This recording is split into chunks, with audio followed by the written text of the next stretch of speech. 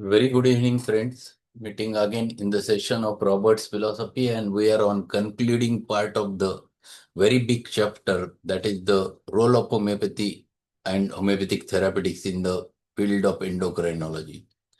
A thorough study of the endocrinology and its correlation between the homeopathic materia medica has Robert has tried his level best to explain to you and how one should approach towards cases of endocrinology, that he has made it clear. One important thing which he has mentioned is that the way we treat any chronic disease, taking into consideration the totality of the symptoms, miasms, constitution, the same way you have to deal with the endocrinal disorders. There is nothing special. There is nothing like a supplement. It is ultimately your prescription depends upon the what the totality is there and what patient is and his miasm is there. So his approach, he has tried to explain first introductory part, and then he started explaining some examples of endocrinal disorders. He has started with diabetes, then he has explained with the acne, he has explained with the female complaints, the menopausal syndrome, then he has explained about the thyroid. So many conditions first he has explained, and for those conditions, how one should approach with the constitutional remedy that he has explained. Since last 2, 3 lectures, we are discussing regarding the therapeutic remedies which might be taken into consideration when dealing with the endocrinal disorders, and out of which the few very important constitutional remedies he is trying to explain over there. He has started with pulsatile. I explained that it is not a remedy which one should take into consideration when dealing with the endocrinal disorder. Then he has explained about lycopodium, the sulfur, then the phosphorus, then comparing it with phosphoric acid, then explaining about the nitric acid. That is one more remedy which he has explained over there. After that, he has started explaining about the natrum group, and 6 remedies from natrum group he has tried to explain in relation with the endocrinology. So he has started with the natrum mars, then he has explained about natrum carb, then he explained about the natrum muriaticum, then natrum hypochlorosum, then natrum phosphoricum, natrum sulfuricum. These are the remedies which he has explained in relation with this endocrinal disorder, their role, the most emotional group of remedies and their relation with endocrinology that he tried to explain over there. In yesterday's lecture, after completing 2 natrum remedies, we have started discussing about the Kali group. And Kali group is the biggest group which he has explained over there. There are 8 remedies from Kali group which he has correlated with the endocrinology. Out of which few of them which we have discussed in yesterday's lecture, we have started with the Kali aceticum in diabetes, then Kali arsenicosum, then third remedy, the Kali carbonicum, which we have learned, then the Kali bromatum, specifically a remedy which has been related with the female complaints and the acne more commonly. Then the Kali phosphoricum, a very good homeopathic tranquilizer remedy that also we have taken into consideration. And last one, which is biggest one and very difficult to take into explain over here, is Kali carbonicum, the psychotic remedy. Many complaints of carbonicum, which we have discussed in yesterday's lecture, it is a good remedy for pelvic inflammatory diseases when leukorrhea is associated with the backache. And it has very much features in relation with the adrenal gland as well as the all the gonads. And that's why it is a wonderful remedy to be taken in consideration in endocrinal disorders. Let us go ahead with the next paragraph. That is the page number 256. The sixth remedy from this group is Kali ferrocyanate. It deserves wider use than it has received. It was well proven by Bell, and who found that it rivals sepia in the uterine sphere.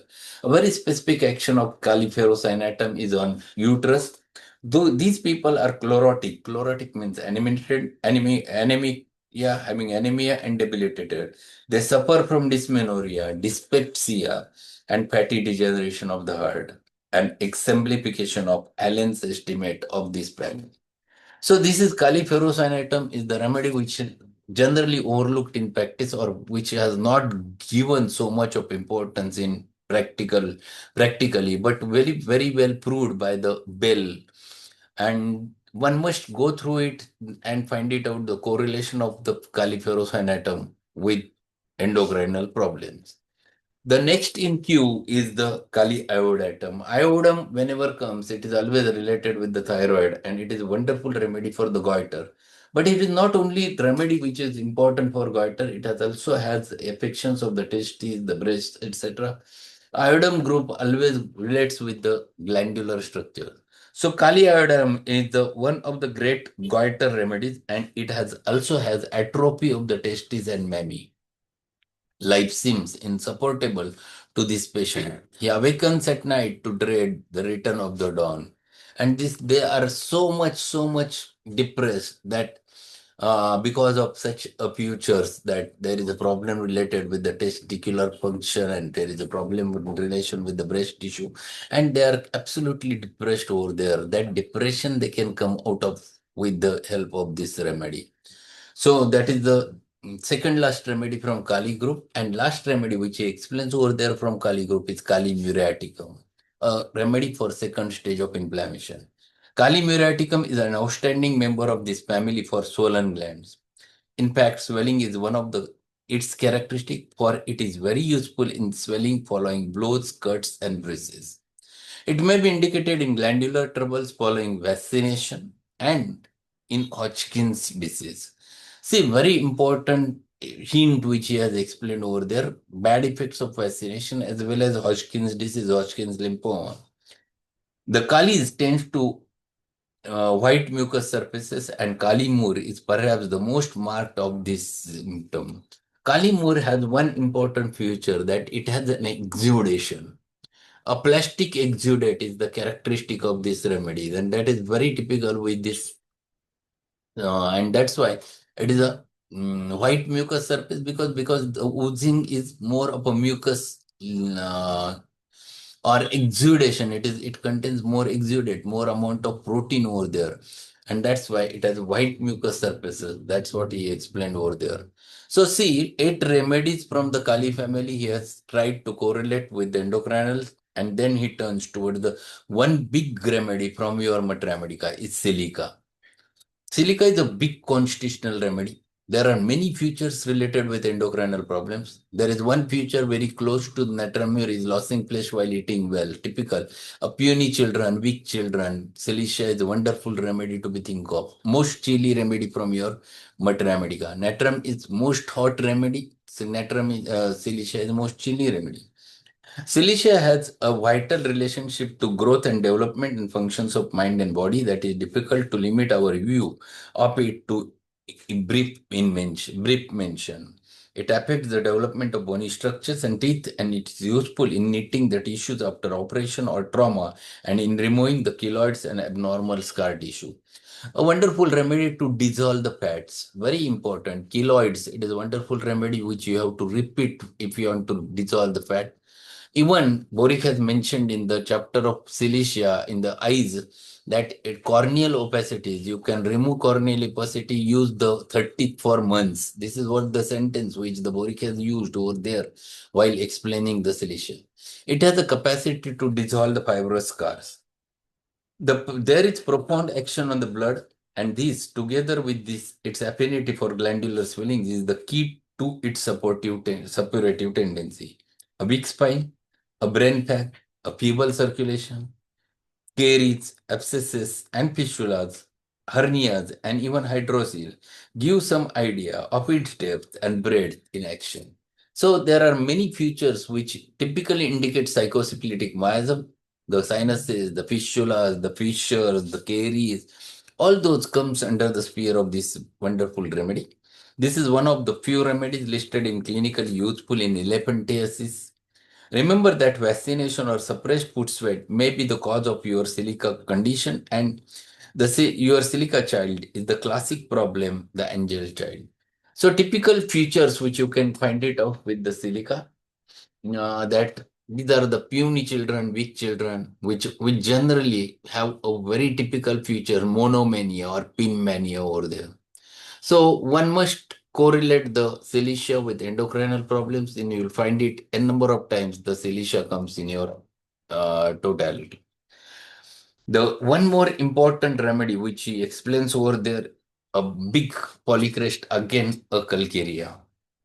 The calcarea group should be studied in these conditions. The calcarea carp especially has strong resemblance in childhood symptoms to silica, but silica has the suppurative tendency in glandular symptoms. Calcarea's tendency is to indurate. Calcarea carp is very important remedy which shows very close relationship with the hypothyroidism. Typically, you can find it even in children, the fat, pair, flabby, constitution, chubby children. And same thing, if it happens in adults and there is obesity which is increasing day by day, one must think about the calcarea cow.